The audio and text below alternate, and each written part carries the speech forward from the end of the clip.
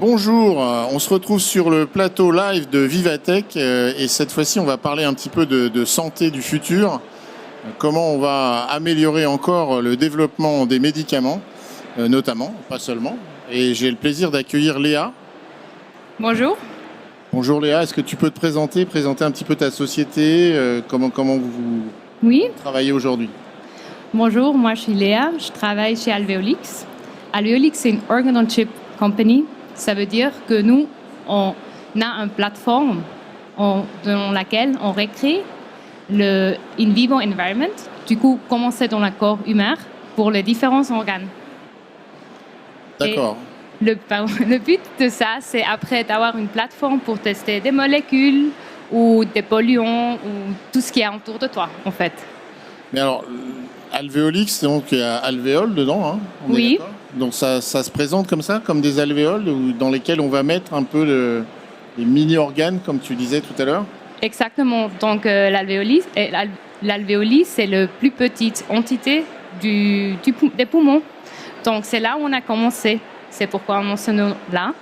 Et l'alvéolis, c'est le premier modèle qu'on a fait. Et c'est là on est le premier dans le monde, un bon modèle sur les alvéolis. Alors aujourd'hui, dans le développement notamment des molécules, des médicaments, Oui. on est un peu devenu sensible à ce qu'on faisait avant, c'est-à-dire des tests sur les animaux. Est-ce que ça apporte cette solution aussi? Oui, exactement. Donc, les animaux, ils sont forcément utilisés dans les preclinical testing. Mais le problème, donc ça veut dire c'est dans le test avant qu'on va sur être humain.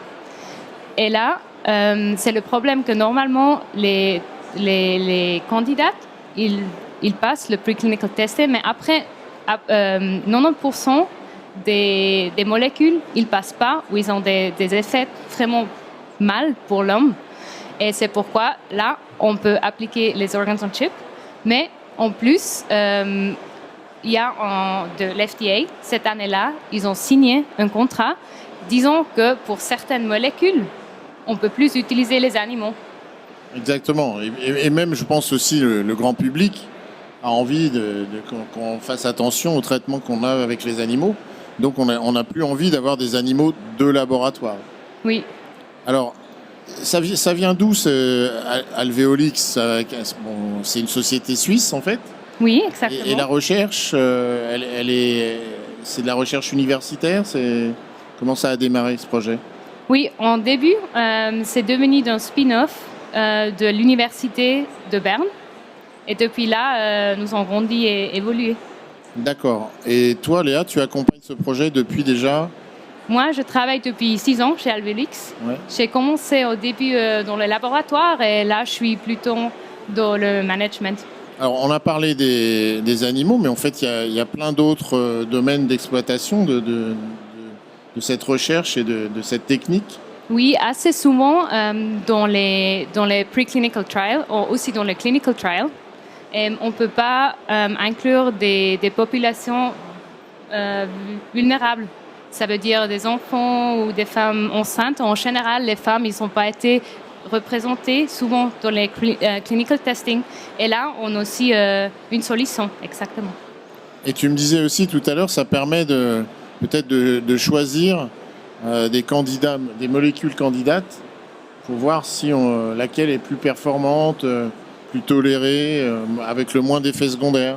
Exactement. Donc, soit on peut faire ça sur une population, mais aussi sur une personne. Ça veut dire que si on a un patient qui a une maladie, on peut vraiment choisir le molécule qui est le plus efficace pour cette patient-là et en plus qui a le moins effet secondaire que possible. Alors cette technologie, elle intéresse qui aujourd'hui? Aujourd'hui, ça intéresse surtout, en fait, tout le monde à la base, qui est en industrie. Ça veut dire tout ce qui est pharma, tout ce qui est cosmétique, tout ce qui est aussi polluant. Donc, les gouvernements, ça peut intéresser vu qu'on a des polluants autour chaque jour. D'accord, donc là on était parti sur la santé, les médicaments, mais finalement c'est aussi le monde de la cosmétique ou même de la pollution. Exactement, partout où on a dans notre vie, où on a des molécules qui peuvent potentiellement avoir des effets sur nos corps.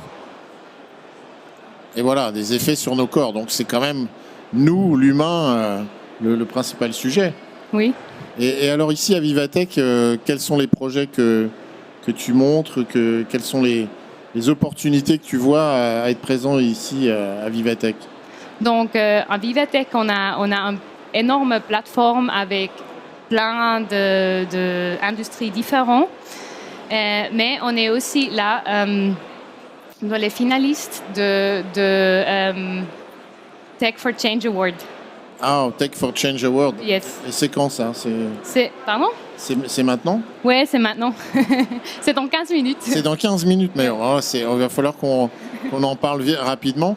Il y a des catégories, vous êtes nombreux dans la Health Tech à être nommés? Là, nous sommes les 5 finalistes, mais avant, c'était plus des candidats. Ouais. D'accord.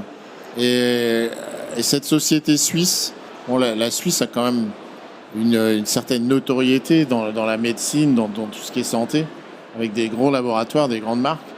Est-ce que vous avez déjà une notoriété mondiale? Est-ce que vous êtes acteur aussi pour les États-Unis, pour l'Asie, dans toute l'Europe? Nous, on a des partenaires worldwide, donc partout. Ouais. Pas que l'Europe, pas que Suisse, mais vraiment autour du monde. Autour du monde. Alors, revenons à cette toute petite alvéole au départ.